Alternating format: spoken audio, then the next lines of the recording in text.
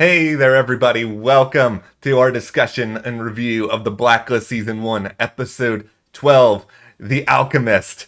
I will say, just from the start here, I'm a really big Skyrim player, and whenever I hear the word alchemist, I picture, walking into one of the shops or, talking to somebody on the street, and they're like, "So, you're an alchemist, then?" All right. that is my takeaway entering this. No, but this is a fun episode. I think there's a lot of interesting stuff to sort of talk about big picture.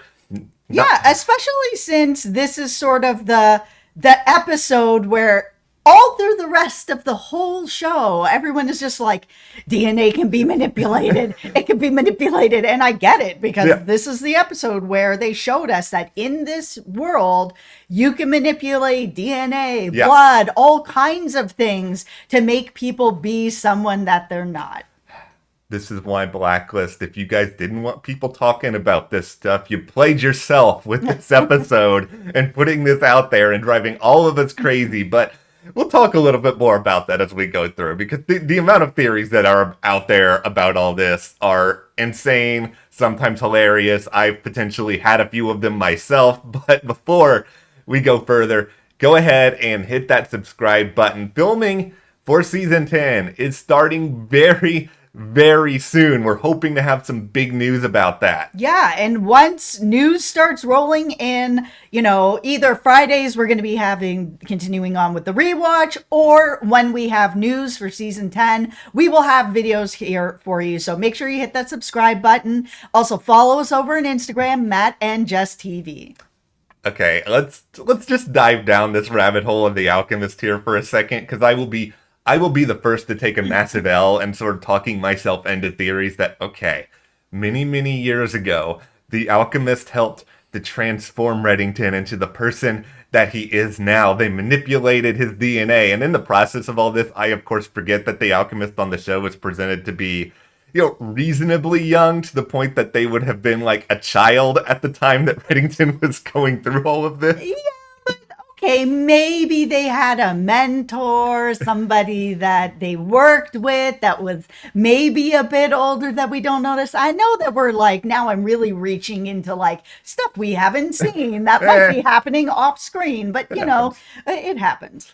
It's just that this episode really pushes us down that road, and I think a lot of us, no matter who Reddington is, whether, he is Katarina or, a sibling of the real Reddington or somebody else, there has to be a reason why he has become and transformed into this person. And I know they've sort of deposited some of this with, Dr. Kohler down the line or whatever, but it's just the idea of this is just so weird and so interesting and so sci-fi adjacent. I like Blacklisters like this. Yeah, and I mean, we did have that scene at the end where he takes that list from Liz, and she's kind of like, "Oh, you just wanted this list of all the people that are on here that kind of got disappeared or whatever."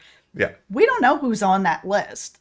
There's still... We don't know who's on that list. Maybe he's on that list, and there's something about himself as well that's on that list that she wouldn't have known or wouldn't have been looking for.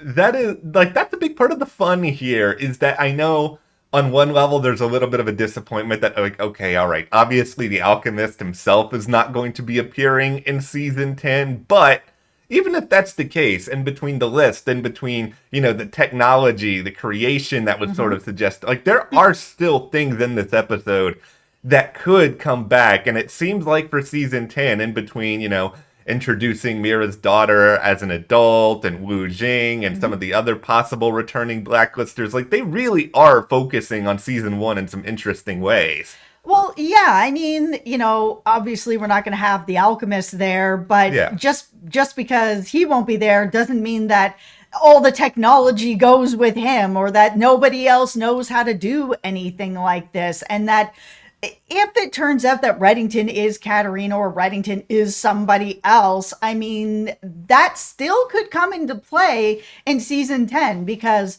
for me, and I feel like for you, the answer of who he isn't 100% solid confirmed. And I know that you guys are going to come for me in the comments, because some of you guys feel like it was confirmed. But for me, until I get that beautiful scene with James Spader saying who he is, because you know that scene is going to be a 10 out of 10 beautiful monologue of him really explaining who he is.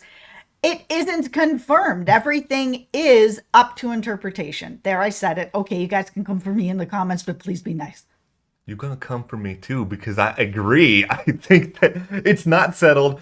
Maybe it will never be settled. I don't know. I hope that it will be settled. I hope we get that beautiful monologue that you're talking about here with Spader, because I just feel like there's so much emotionally that can really be mined from a lot of that. And I think it also, regardless of if he used the Alchemist or a mentor of the Alchemist or anybody else, like regardless of any of that, there's so much room to sort of mine from past Blacklisters when it comes to their relationship to Reddington, how they helped Reddington, how they may have hindered Reddington, how he knew about all of these people in the first place. And I think this episode in particular is not just interesting when it comes to like the sci-fi component of it, but also this idea of, okay, you can effectively make people disappear. And I don't think it's all that hard to sort of imagine all of the different ways that Reddington can utilize this service.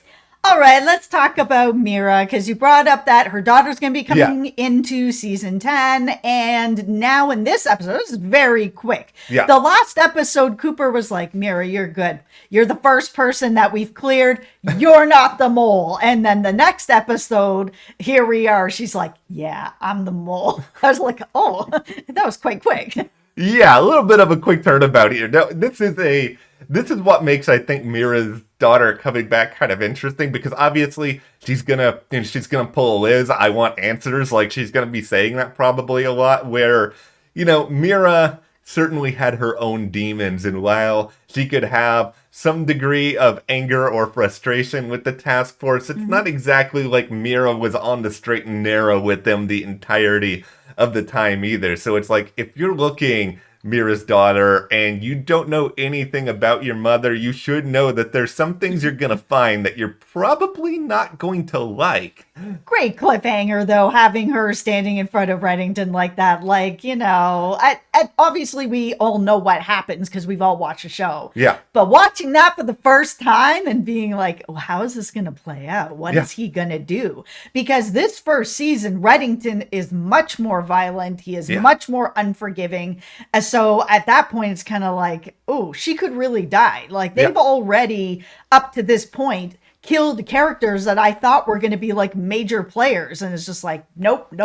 I'm like, ooh, okay, she's in trouble. Yeah, like they gave you legitimate, like real fear coming out of this, and like that was really exciting. Like, that was the stuff that really stands out the most. Like, there's a couple of things in here that, you know, in retrospect are really interesting, like this, you know, navigation into Wrestler's personal life and seeing. Like, I really like all this stuff looking back, mostly just because Wrestler seemingly has, like, zero personal life whatsoever in the later seasons. Yeah, which is probably why, like, I legit have almost forgotten about this whole storyline with Wrestler having this ex-fiance, and now she's put her, you know, next engagement on hold because everything that happened to Wrestler, and they become a bit closer. It's just like, because he's so alone for so many seasons, it just feels like he's always been there.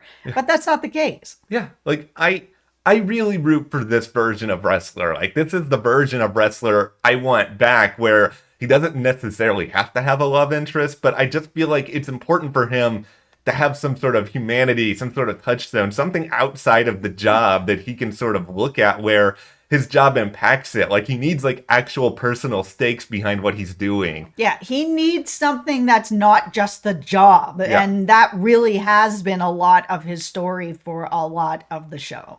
Okay, let's talk about Jolene. Oh, good. Do we have to? Yeah, so this is the introduction to the character where I was just like, no, I just don't feel like this is where this would go. Listen, I know that Tom and Liz have been having some ups and downs, and Liz is really into her work and prioritizing work over what's going on with the adoption, with Tom, all that sort of stuff. But he was he was right quick to sort of be like, sure, substitute teacher I've never seen before. You can sit on my counter. Listen, if somebody comes into my house and is like sitting on my counter all seductively, it's like, we have chairs. You do not need to sit on my counter. I know what you're doing. Get off my counter. And I kind of wanted to see a little bit more pushback from Tom before he was just straight up like, oh, my wife has to work late. Hello, affair. I was just like, wow, that just took a turn. That we hit the curb real fast on that. There's so many reasons why I don't buy this. It's like, I don't buy it for, like you just said, how, like, quick the turnaround was. By the way, I don't even sit on my own counter, so I'm just throwing that out there. Yeah. Also, it's just, we know what Tom's directive is, watching this back. So it's like, watching all this back, it makes even less sense that all of a sudden he's just gonna, like, go haywire here with the marvelous Mrs. Maisel, and he's just gonna go and do whatever it is that he's doing at this art exhibit. I don't buy it. It doesn't make sense. It's another sort of reminder that this show, as good as Tom can be, when Tom has his, like, high highs, they have so much time where they just don't know what to do with him.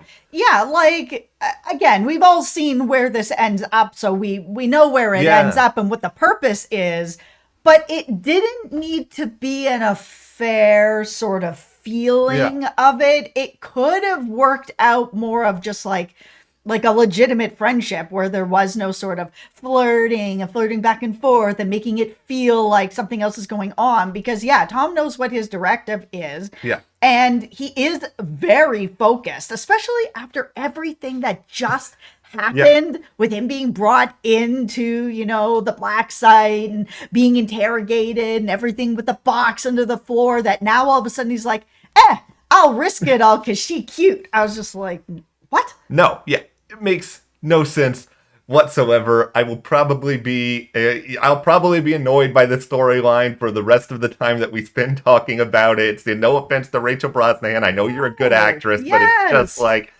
I don't like this story. I am going to focus instead on things that make me happy. We should all pursue joy in our lives, right? Like Reddington, joy. Sure, he kills people, but you know what? He's entertaining to watch. Yeah, he absolutely is. All right. Well, of course, we will be back talking more about season 1, season 10 news here and there as it comes up. So hit that subscribe button so you guys don't miss that. Thank you so much for watching, and we'll see you here next time.